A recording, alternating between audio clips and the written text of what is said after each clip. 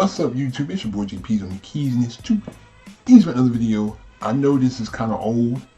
This beef is kind of old. I wanted to wait until it kind of simmered down so I could get a lot of the facts.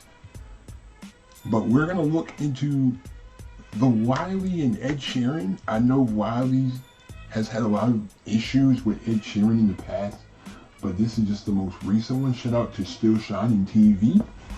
You know, the guy who brought those top 100 grime reloads. I have to get back to that series soon. But shout out to him. We're gonna look at this interview because this interview blew the freak up for him. It's got 43,000. So I'm gonna just listen to this. I'm gonna listen to this and interject. I'm just gonna interject. You know, we both shine as I see. So let's just so we're just gonna listen again. Shout out to Still Shining TV for this. We're just gonna listen. Ziggy, Project 1 representative. Listen, shining, still grinding, never slipping, always climbing. Skinniest nigga. I want to give you this platform right now to just get everything off your chest. Why are you mad, Wiley? Like, why are you mad right now? Do you know why I'm mad? Because I know what I'm doing. I always did, and a bunch of horrible paganistic people. That's their path to come and send me off of my path. And the sad thing is, look, I'm a very reasonable guy. I love music as much as everyone loves music. I love energy. I rate different people. I respect different people. But you know what? Enough of them are pagan. And it's sad because I didn't see them like, I didn't think they were like that. But then after, you work it out, bruv. And that's when enough of them are pagan. You get me? Who's a pagan? So he's saying people are, but that's the truth for a lot of people, because once you start to really see people for who they really are, then they start to really expose themselves. And it's like, wow, he's really like that? Like, ew, who are you? You are not the same person you was when I first met you. Pagan. Because Drake, bruv, Drake is a pagan. Drake is a culture vulture. Ed Sheeran, you are a culture vulture. You know what you said, Ed, at the beginning? You need me, man, I don't need you. That's what you said. But Ed, the other day, mate, you had to use grime to tip your song over the edge. They called you, Ed, the most influential urban artist of a decade or whatever they was, however long it was.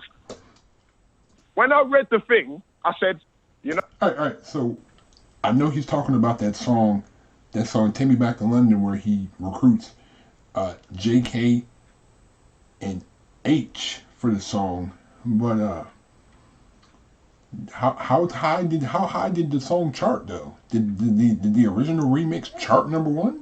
I mean, because I know the original song. Did the original song chart #1? Because I know that one has been on the Sir Spiral remix has been #1 for a few weeks. I know that.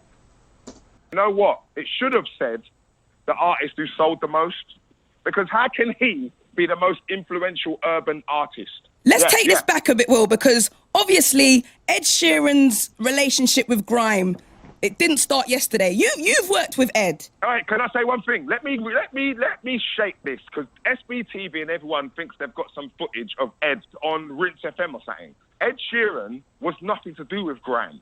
He was a guitarist who Scorcher met working with True Tiger, whoever, playing guitar when Gets and Scorcher are rapping. When they're rapping, thank you. Ed's not a grime MC. Everyone stop doing this stupidness. Ed's music is his music. Obviously, people liked him. So you could say the people who gravitated towards him, they liked him and his music. We liked his music. But you know what the problem came? We've got Ed. None of you can't work with him because he's so special and he's so this.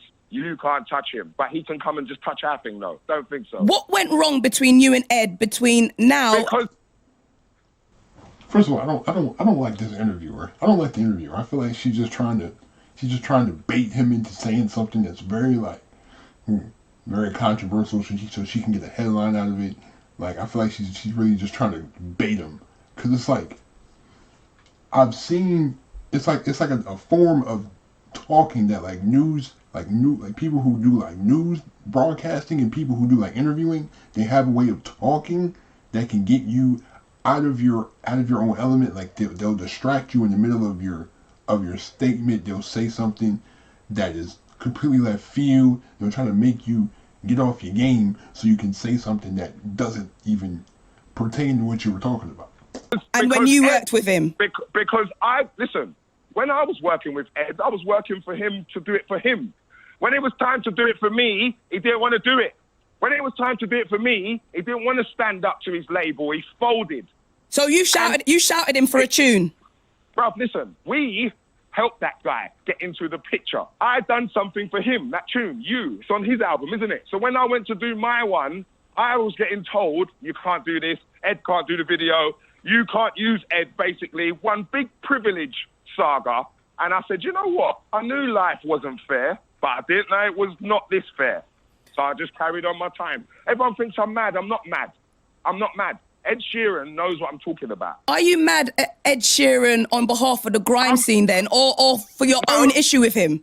I'm mad at Ed Sheeran because he said, you need me, man, I don't need you.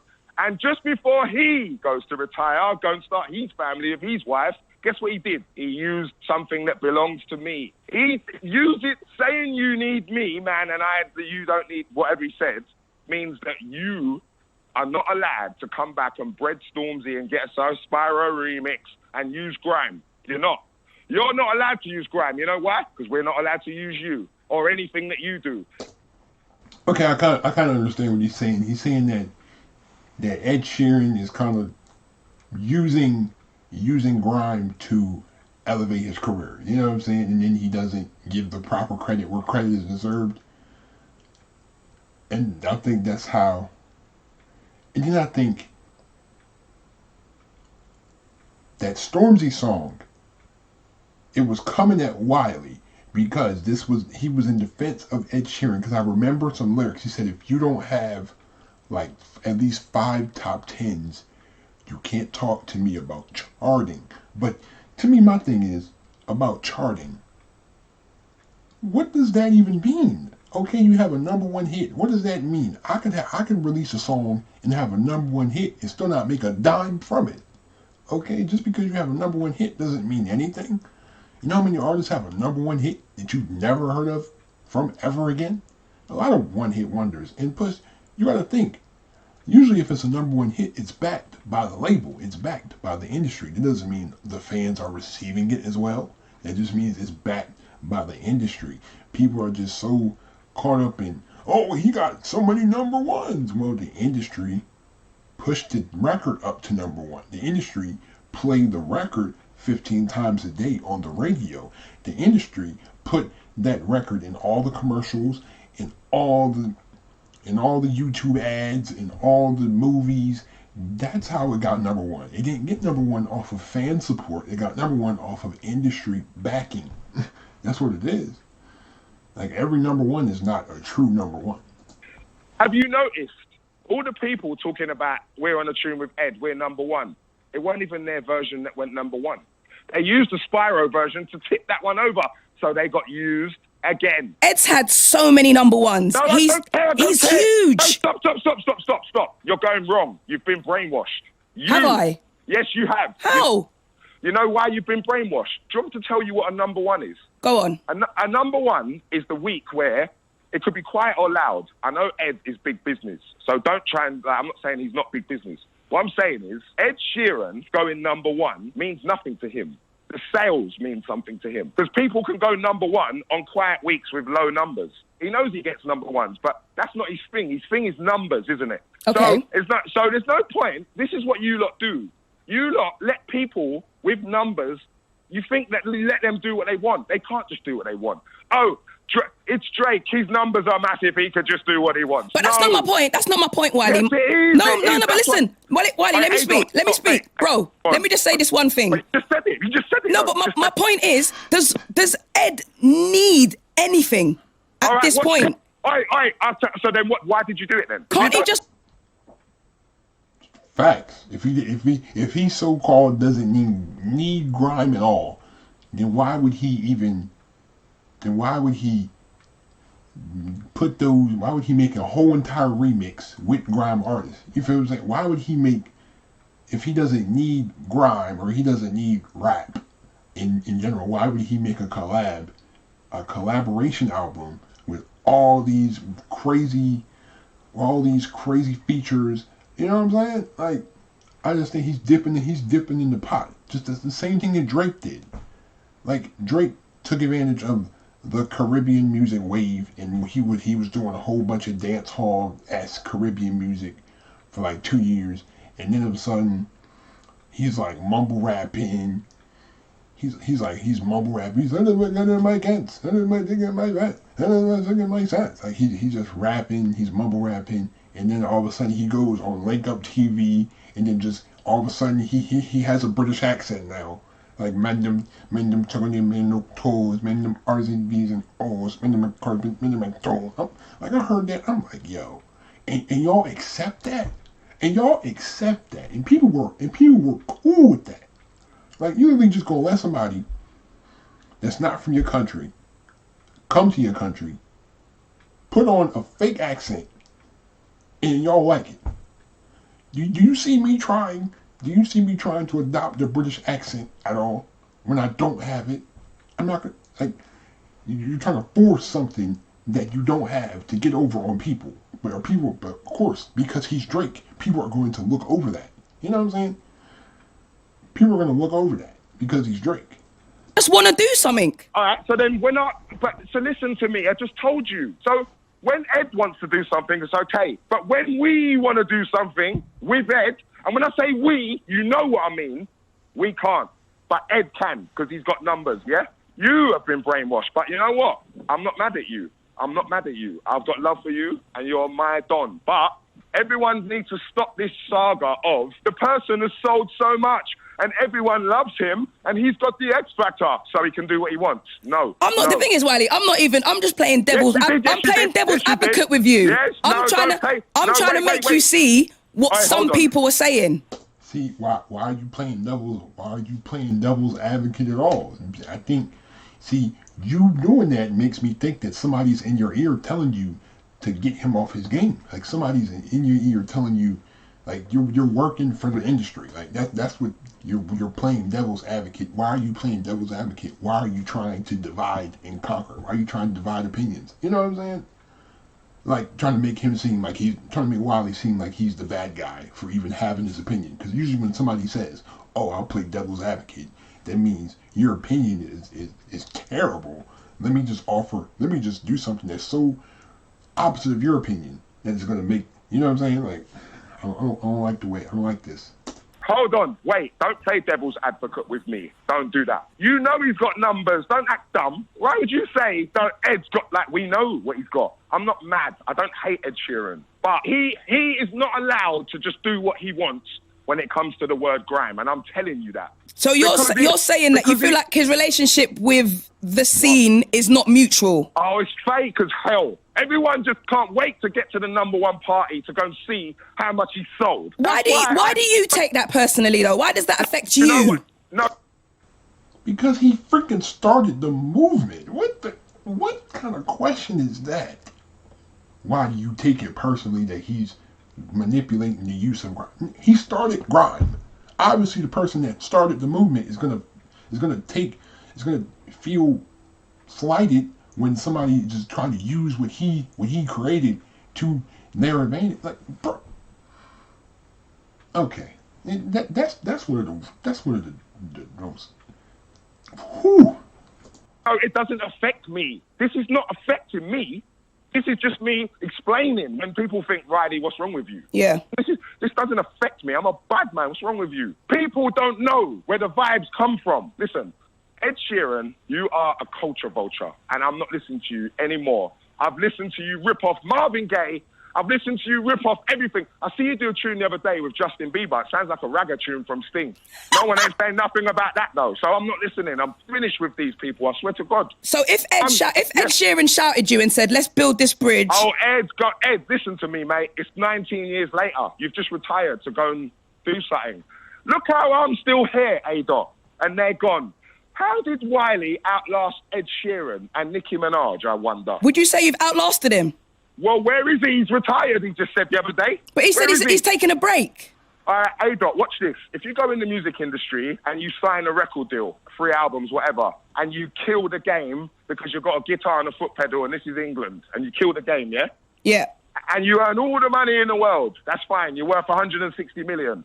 Now, if your point and everyone's point was correct, that Ed was there in Grime, well, that none of that 160 million has gone anywhere near Grime. So that proves my point again. What would your message be to people that are saying, "Oh, Wiley, he's jealous, he's bitter"? No, I've got a new message. Artists, stay away from culture vultures, stay away from pagans, and stay away from people who wait until you're blown to come and stand next to you and collect money. Dang, he used Don King. You are a savage. Yo, still shining. You are a savage. Using you use Don King. You are a savage. First of all, Don King was I hated that dude. Money, but they waited till you was blown. So they weren't there in the hard times. They wasn't there in the time when man had to build up their name and fan base. They just turned up when everything was easy peasy squeezy. Stay away from them people. Your issue with Drake, is it the same as your issue with Ed? Drake is a pagan. You know, bro, listen to this. I tried to apologize to this brother, because I felt bad. But you know what? I ain't taking back no apology. He is the worst. I swear to God. Wait. What were you apologizing for? Because I went at him because... What happened? Because I said something. What did I say when he was on Tiffany Carver? What happened again? You can't even remember. Yeah, watch this one, A-Dot. Oh, my blood. Listen, A-Dot, not everyone is so blind. Watch this. This man comes to London, right? This brother comes on the O2, yeah? Bear in mind, A-Dot, listen to me. He would never have done this when he was at peak. I'm not saying he's dropped level. I'm not. I'm saying he would never, no one would have. Nicki, no one would do it at peak. When their name is at peak, right? Watch. The other day, O2. Tiffany Carver. I don't know her. Calver, but carry on. Yeah, Calver. I respect her, though, because she was bringing people out. Yeah, she did her thing. She did her thing. I've got nothing to say to her. So I'm not talking to her. My man is bringing out people like as if he is Jesus Christ the Savior. That's what I was saying. That's what I was saying earlier. Like, all of a sudden, you schedule your tour around the same time that J Hus is. I'm not saying this is like he waited, but just coincidentally, J Hus was released from prison at the same time as your UK tour, and you're in the O2, and all of a sudden you got J Hus brought out. Like, bro, you are come on. Like, I see right through that. I see right through it. You got J Hus, you got Skepta, you got all these all these UK acts, like, bruh. Talking about and then you got people talking about, oh well, he's just spreading the love. I don't get that. I don't get why people in the UK think that they necessarily need U.S. support. You don't need U.S. support to be good in your own right. That's the thing I don't see. I don't get. Like, why is it, oh, he's spreading the scene. He's like, there's already a lot of UK artists that collab with American artists already. You know what I'm saying? Watch this. Do you know the part? Watch this part that I can see that you cannot maybe see. J Hus come out of jail. Did he come out of jail? J Hus, yeah? Yeah, same day. Yeah, my man brought him out the stage, right? Didn't I just say that? Bruh, that was the obvious. Like, come on. That looks good, don't it? That looks cool, innit? Like, yeah, it was major. I was there. Yeah, watch. It looks good, innit? My man brought him out, innit? Looks nang. My man brought out J Hus, innit? Does, innit? Looks nang, innit? Yeah, it looks sick. Yeah, I thought it was amazing. Exactly. It looked nang, innit? But what's wrong with that? But you just said it looked nang. You just agreed with me. Yeah, so yeah. Thank you. So that's why. So can't you see what people do out here? Hence why, man, them. Because people use your emotion against you to profit off your emotion. That's how people make money. That's how like politics and stuff. That's why I don't really pay attention to politics, because politics is based heavily on your emotion. They'll say something to make you feel a certain way. That's why I don't watch the news, because the news never has anything good. If there's some type of shooting, they'll put that at the forefront to make you feel terrible because you're going to be at a low vibration. You're not going to be right. See, that's who are not from the hood. They come to places, try and get involved with man from the hood. You know what it is, A-Dot? The truth is, he's just a pagan and he knows it. And if I say it, he can't say nothing to me, and that's the truth. Do you see no positive to what Drake does when he embraces the scene? No, because you know why? He's not embracing the scene. He's doing it for himself. But you lot can't see. So what is he gaining from, for example, bringing back Top Boy? Oh, my God. What do you mean what is he gaining? No, I'm genuinely asking you. What do you think he's gaining? All right, A-Dot, you tell me what he's gaining. No, what do you think he's gaining? This isn't about me. I want to know what you think. All right, A-Dot, listen. If you're a good youth and you grew up in the suburbs and all of a sudden you become a rapper, do you know what you do? You gravitate to where you never came from. That's why. So you think it's for perception for him? Oh, mate, come on. It's a true story. Even if he does something like, say, Top Boy or bringing out J Hus at a show, do you not see that paying off for someone like Dave, though? You're saying paying off for Dave? You know, like Dave wasn't one of the biggest acts in the UK before Drake even got involved. He already had a song with Drake like 2 or 3 years ago. Get out of here, man. J Hus now. After he did that, where's J Hus now? He's working on his album. But okay, and you see when J Hus was in jail, you see if J Hus does go jail or something happens, where's Drake gonna be? Nowhere. I'm not saying that he shouldn't bring out J Hus. I'm saying you lot stop looking at it like he's helping us, because he's not. He's helping himself. But is it not mutually beneficial at least? Doesn't Dave gain a lot from being in Top Boy? Well, I just asked you where's J Hus. But let's talk about Top Boy because it's like really relevant now. All right, let's talk about Top Boy. Hold on. I read a thing the other day. Do you know what it said? Drake saved Top Boy.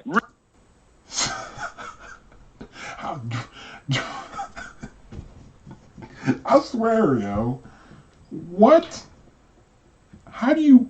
I swear, yo, some of these media outlets, they paint him as Jesus Christ. This man is the new Jesus Christ, apparently. I don't know. What? Really? Drake saved Top Boy, yeah? So, Kano, D, and you, man, needed Drake to save Top Boy. That's what I'm saying. That's what I'm saying, man. And to be honest, season 3 was season 3 was good, but it wasn't nowhere close to season 1 and 2. If we're gonna be all the way real.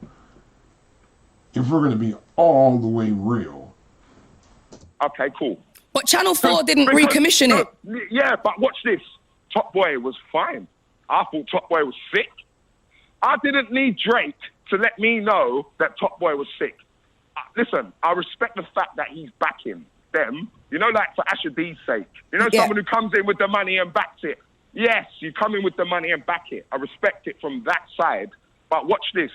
So we need Canadians and Americans to come and help us because we can't do it ourselves. Cool. But my genre is produced. That's what I'm saying. That's the only thing. That's what I'm saying. I'm glad somebody said it and not me, because I would have seemed like, wow, what does he know? You know what I'm saying? Like, what? I feel like I hate how people act like they need somebody to validate for them. Oh, Drake is backing Top Boy. We already, Top Boy was good before Drake even backed it. Top Boy was good before Drake even started backing it. We just because Drake, here I see Drake posted on his Instagram, Top Boy September 13th. You got Drake taking pictures with Kano and Asher D and Dave and all that. Like, bruh, I see what you're doing. You're pandering off emotion. There's over 12, 13 millionaires, but we're all looking in the sky. So with Top Boy, yeah, with Drake, yeah. Channel 4, they didn't commission a third series, right? Yeah, listen, I'm saying, that's because I didn't know that Channel 4 didn't. But do you not see the positive in Drake shining a new spotlight on Top Boy? But watch this. Wiley, Stormzy, Dizzy Rascal. Do you know how many millionaires are in London? Do you think that we couldn't have done that? And that's what I'm saying. So why didn't you bring back Top Boy, Wiley? Exactly my point. Exactly. They didn't come to us. I didn't know what you just said about the commissioning. But this is my point. We need them, yeah, really? We really need them, bro. Come on, bro. What do you feel like you're doing? Because you're really passionate about the scene, and rightly so. Oh, so now they're going to try to question his commitment. to this. So you've What been do I there feel like- consistently. what- What do you what- feel what like do you- you're doing that other people aren't doing? Well, mate, listen, I could have owned everyone in the whole scene, and I didn't. So that lets you know, mate, where my heart and head was at. Wiley, do you feel like you'll get to a point where you don't care about any of this anymore? And you're just enjoying your millions? Oi, A-Dot, I don't care about it now. That's the point. So the way you hear me talking about it, it's not because I care, A-Dot. It's because it's so visually happening and everyone's just pretending to be blind. You know what people do? They make way for things or people that they really like. I did it when Drake clashed Meek Mill. I did it. But Meek Mill raised a point.